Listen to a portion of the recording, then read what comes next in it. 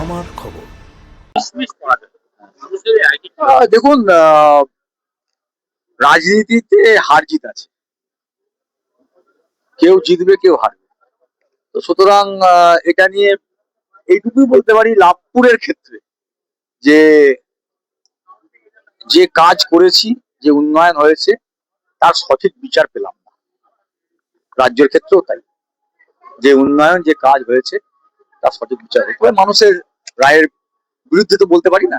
তবে নিজের বক্তব্য এইটুকু আমার, যে আমি লাভপুরের জন্য যে কাজ করেছি, দলনেত্রী মমতা বন্দ্যোপাধ্যায় এবং অভিষেক বন্দ্যোপাধ্যায় তাদের সহযোগিতায়, রাজ্য সরকারের সহযোগিতায়, তারপরে এই ফল নিশ্চয়ই আশা করি। তারা কোনটা ফ্যাক্টর গুলো মনে হচ্ছে এই ধরনের ফলের কারণে? রাজ্যের বিষয়টা আপনারা জানেন কোন জায়গাতে আছে। তো সেটা আরো বিস্তারিত আমাদেরকে বসতে হবে, আলোচনা করতে হবে। বুথভিত্তিক ফল নিয়ে তো আলোচনা করতে হবে, এখন তো বুথভিত্তিক ফল আসেনি। তবে এটুকু বলতে পারি যে উন্নয়ন এবং শান্তির যে ভোট আমরা বারবার বলেছিলাম, তো সেই জায়গাটাই বোধহয় ঠিক হলো না বলে মনে হচ্ছে। কারণ তৃণমূল কার্যালয় দখল নিলে বিজেপি বলবেন, এটা তো সম্পূর্ণ আইন শৃঙ্খলা জনিত বিষয়। যে এখন থেকে এগুলো হতে শুরু করে, তাহলে তো এর ফল মারাত্মক। কারণ এখনো ইলেকশন কমিশনের যে এমসিসি লাগু আছে, তো তারপরে যদি এই কাজ হয়, তাহলে এর তীব্র প্রতিবাদ করছি। আমি আপনাদের কাছে খবরটা পেলাম, একটা ভেতরে কাউন্টিং এ ছিলাম। এটা উচিত নয়। কারণ গণতন্ত্রে বিভিন্ন রাজনৈতিক দল থাকবে, মাল্টি পার্টি সিস্টেম হচ্ছে গণতন্ত্র। ডেমোক্রেসি, সব দল থাকবে, কেউ জিতবে কেউ হারবে। এর আগে যতবার অন্য দল হেরেছে, কই আমরা তো কারো পার্টি অফিস দখল করিনি।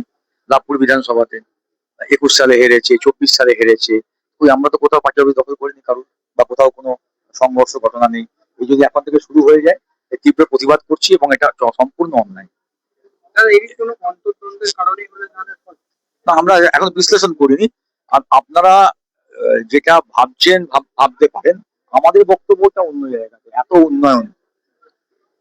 উন্নয়ন, সেই উন্নয়নের বোধহয় সঠিক প্রতিফলন হলো না বলে আমার ব্যক্তিগতভাবে মনে হচ্ছে।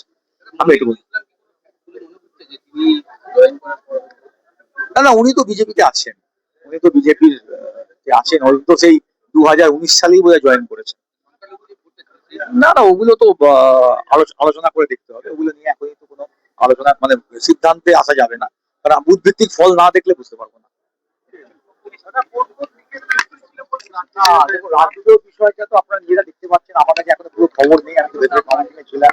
জেলার ব্যাপারেও সবটাই জানি না। তবে আমি তো একটা কথা বারবার বলেছি, এখনো বলছি, যে উন্নয়ন মমতা বন্দ্যোপাধ্যায় করেছে। এবং আমরাও যে এলাকায় যে কাজ করেছি, যে উন্নয়ন করেছি, সেই জায়গায় দাঁড়িয়ে বোধহয় এই ফলটা প্রত্যাশিত কখনোই নেই। ধানের সুবাসে মাটির টান, আর সেই টানে ভিকে গোল্ড রাইস।